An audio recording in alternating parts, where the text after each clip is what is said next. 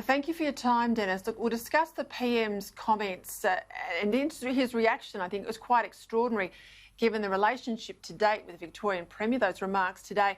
But let's start at the beginning. What did you make of yesterday's announcement?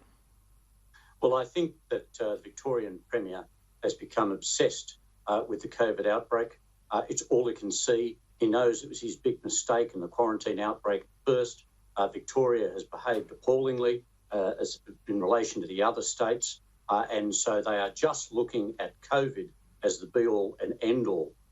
Added to that is the fact that the Victorian health system has not been up to scratch on trying to control the outbreaks, handle hospitalisation, deal with the aged care demands, or, and this is the important bit, have a fully integrated system. Some of these systems are not even computerised, and they are failing to track, trace and test people sufficiently.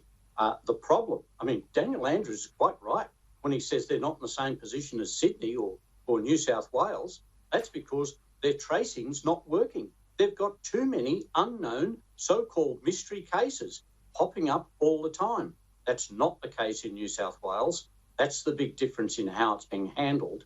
And I think that the Premier has become this daily 90-minute talk fest before the media trying to demonstrate he's there to answer questions when he's not answering most of the questions anyway. It's always, I'll get back, or, I'm not sure, or I can't let that out for privacy reasons. For goodness sake, the Premier is concentrating on the COVID outbreak and not looking at the other impacts on society, which also have big health impacts. Mate, it was the same tactic used by Julia Gillard, when she was under pressure, if you remember, those hour-long press conferences. She'd take all the questions. I'm not saying she answered them. I'm certainly not saying that the Premier's answering them either, but it's about smothering the news story. It's looking like you're responding, that it's your entire concentration. I see him sometimes even go to the lectern, and I wonder if he's deliberately trying to look a bit mussed up and angst-ridden, that people think, oh, the poor bugger, he's up all night working on this problem. It's all about the media play, right? That is, in my mind, the most political Premier's office in the country. Fantastic politics, but appalling delivery. And you can see in those comments today from Professor Murphy about how interconnected Sydney's contact tracing, or New South Wales contact tracing team is, and how much we just don't have in Victoria. You're right, some of it's not even on an IT system. And this has been known for some time, Dennis. Exactly. And look, when some of the federal authorities went in, they were shocked, absolutely shocked at the state of the Victorian health system, the bureaucracy, the lack of integration and the lack of direction. Now, I think that what's happening here is that the Prime Minister is trying to get Victoria to get more people in. Even Professor Collignon there today said one of the problems about the modelling, this modelling today on the COVID outlook, is that it's not actually modelling if there's going to be any improvement in the tracing and testing regime. So what does that modelling mean? It doesn't mean anything. It means like nothing has happened. Nothing has changed. No lessons been learnt over these last weeks, and now we're going to face more weeks of Victoria shut down. What's happening is there's a lot of talk and no learning and no new impetus coming out of Victoria on the health or economic fronts. I'm sensing Daniel Andrews, I think he is genuinely feeling the angst. There's no doubt about that. But I think that there's a lack of leadership here in an emergency, and he's become obsessed on that one COVID press conference every day, and that's all he's talking about.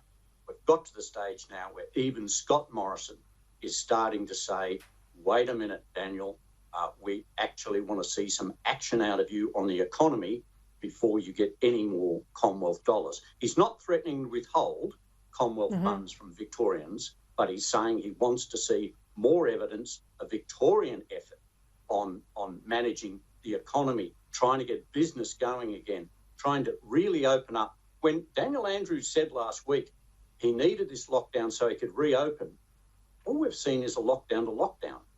He's not moving towards reopening. There's no real timetable, and and what's more, today was the day of the federal government's great big hope.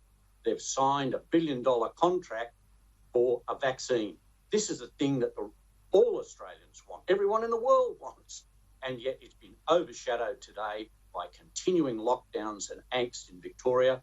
And Daniel Andrews already saying, oh, yeah, I might even change the schedule.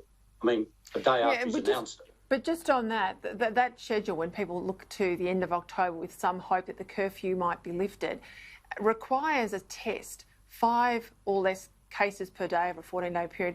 We're sort of not seeing that anywhere else in another country in the world that's had sort of Victoria's level of transmission. You've got the Prime Minister today admitting he has not had the courtesy of being given the full-scale COVID modelling. And then my broader point from the editorial, how do you make a decision about shutting down your state basically now again till Christmas without economic modelling, without mental health modelling, without business modelling? You know, you're supposed to pull them all together when you're a leader and you analyse them as the full picture, not just the narrow health issue of COVID-19. This is what I've never seen this in public policy making in all the time I've worked in Canberra. Well, Peter, I have to make a small correction for you there. Being here in Canberra, the Australian Capital Territory, not my favourite government, but we have been community-free of infections of COVID for more than 2 months. Yet we still can't but you go didn't to have Queensland. the same... Of course not. We didn't. But the system, we've still got 350, or more than that now. We've got more people in the ACT than there are in Tasmania.